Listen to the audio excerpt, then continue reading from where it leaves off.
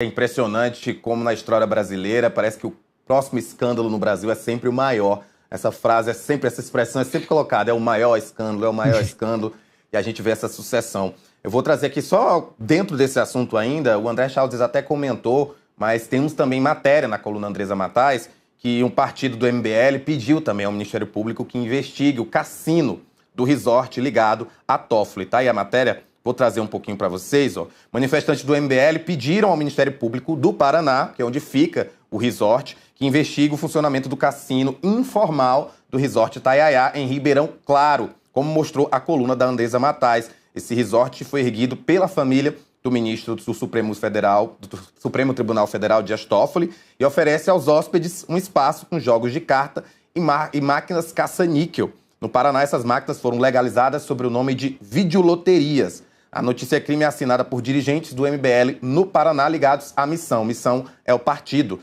do MBL. E segundo a representação, o funcionamento de jogos de azar em estabelecimentos privados, ainda que restrito a hóspedes, pode configurar atividade ilícita se não houver autorização legal. E aí a gente traz os dois pontos mais questionáveis da matéria da coluna Andresa Matais, que é o fato da existência desse cassino, essas máquinas que são legalizadas lá no Paraná, mas que há também, né, indícios de que há outros tipos de jogos que não seriam permitidos. E, claro, esse que é tão importante quanto, que são os funcionários, que repetem constantemente de que o dono do local seria o ministro Dias Toffoli. Então, é um problema, acho que tão grande ou até maior do que o resort, como a gente está vendo nas imagens aí. Não, exatamente. Pô, é até engraçado, né? Eu fico revoltado com a situação, que não tem nenhum tipo de justificativa possível, né, para a atuação do Dias Toffoli em relação ao Banco Master, em relação a Daniel Vorcaro. Realmente é absurdo atrás de absurdo, não tem nenhum tipo de justificativa plausível para isso acontecer, né? E o MBL, claro, né? O MBL é o partido, aliás, o MBL não, o MBL montou o partido político, é o Partido Missão, que está querendo, de certa forma, politizar a situação, né? E está querendo ganhar capital político com a situação. Isso faz parte da política, né? Eu vejo com naturalidade essa postura do MBL pedir investigação da Procuradoria-Geral da República em relação ao Dias Toffoli e em relação à atuação do Supremo Tribunal Federal. Aí tem uma questão maior, né? Quem fiscaliza o Supremo Tribunal Federal? Quem fiscaliza os ministros, né, do Supremo Tribunal Federal que agem de acordo com a Constituição e em desacordo com a legislação no Brasil, né? Quem fiscaliza? Quem fiscaliza, né? Você acha que o Ministério Público tem condição de investigar ministro do Supremo Tribunal Federal? Tem condição de investigar, né, determinado ministro do Supremo Tribunal Federal que tem alguma atuação não condizente com a ética e não condizente com a legislação do Brasil, né? Claro que não. Aí que tem que colocar uma situação muito clara para a população e para os nossos telespectadores, Rafa, né?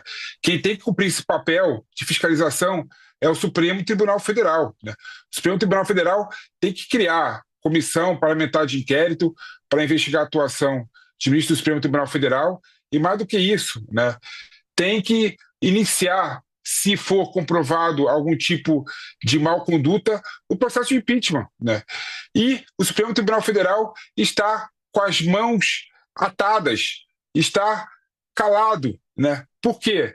Porque, infelizmente, o nosso sistema político judiciário no Brasil faz com que o Supremo Tribunal Federal investigue e julgue pessoas com foro privilegiado. Então, vários senadores, vários deputados federais têm rabo preso em relação aos ministros do Supremo Tribunal Federal. Então, nunca, nesse ciclo vicioso, essas pessoas vão colocar em xeque a atuação do STF, vão querer implementar, iniciar o processo de impeachment, né?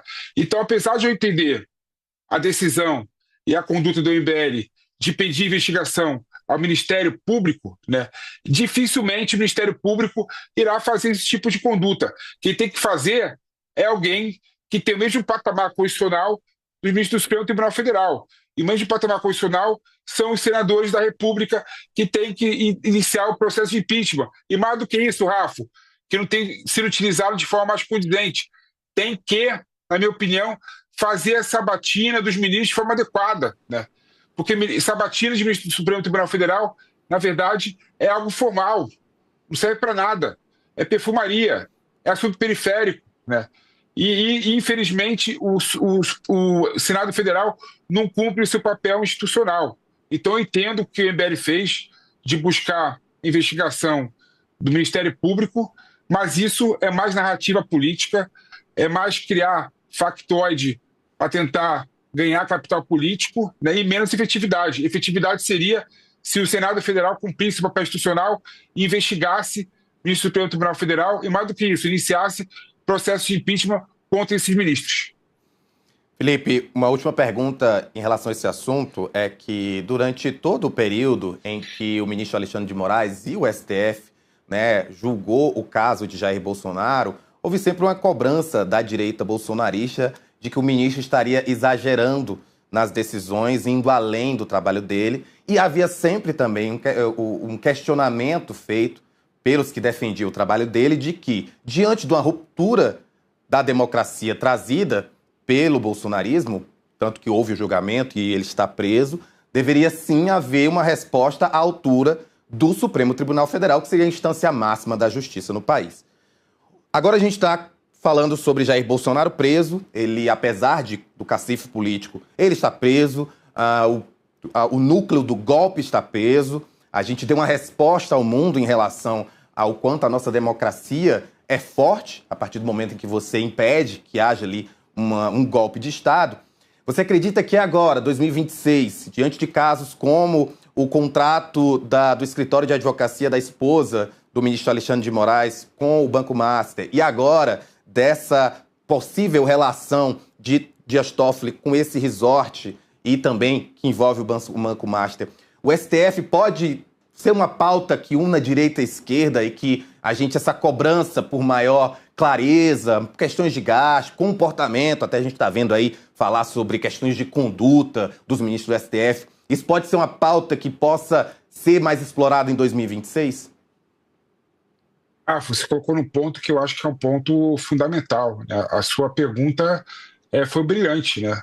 Exatamente porque o próximo presidente da República irá indicar 3 ministros do Supremo Tribunal Federal, né? Indicando 3 ministros, você consegue, de certa forma, reconfigurar totalmente o Supremo Tribunal Federal, né? Então, as eleições desse ano para a presidência da República vão ser fundamentais, né, para discutir o STF, né, e para discutir quem são os ministros que devam ser indicados ao Supremo Tribunal Federal.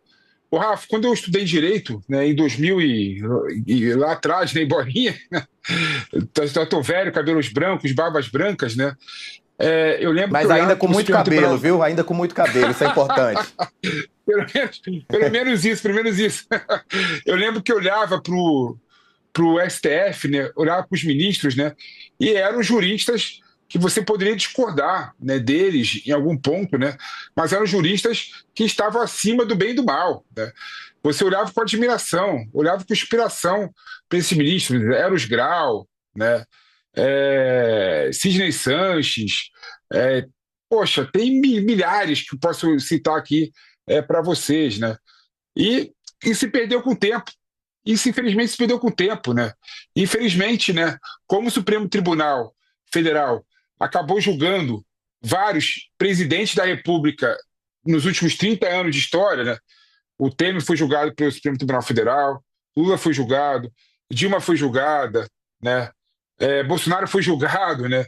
Então, quando o presidente da República chega ao Supremo Tribunal Federal, ao invés de se preocupar com questões republicanas, né, colocar aquele jurista acima do bem e do mal, aquele jurista com alta tecnicidade e alta reputação ilibada, né, e alta reputação técnica, o que ele faz? Ele coloca aquele ministro que ele consiga dar o telefonema e consiga, de certa forma, pautar o ministro.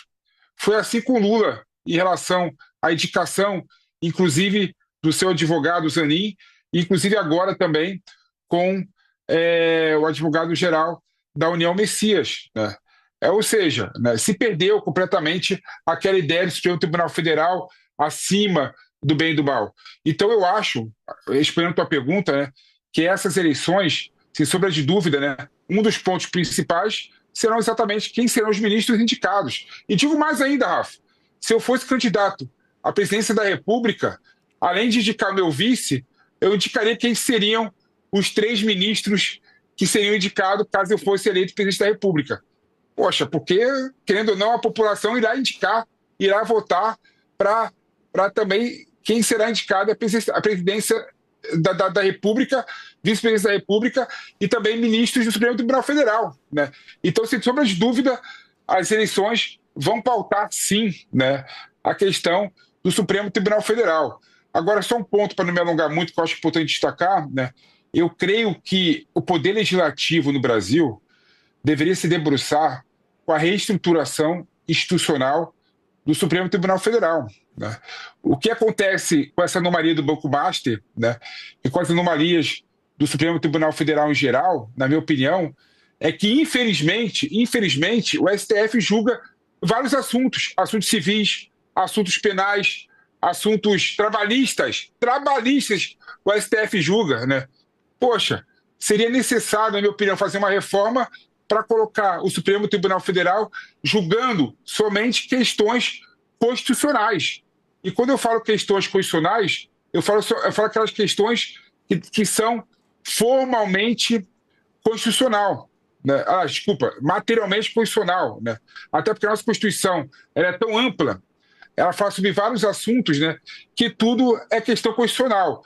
Mas o que são questões constitucionais, na minha opinião, são questão de separação do poder, direitos fundamentais, né, estruturação institucional, né, todas as outras questões deveriam ficar restritas somente à primeira instância, segunda instância, ao STJ e não ao Supremo Tribunal Federal. A grande crítica que se faz do Supremo Tribunal Federal é que ele julga e analisa outros assuntos que não dizem respeito a questões constitucionais, como é a situação do Banco Master.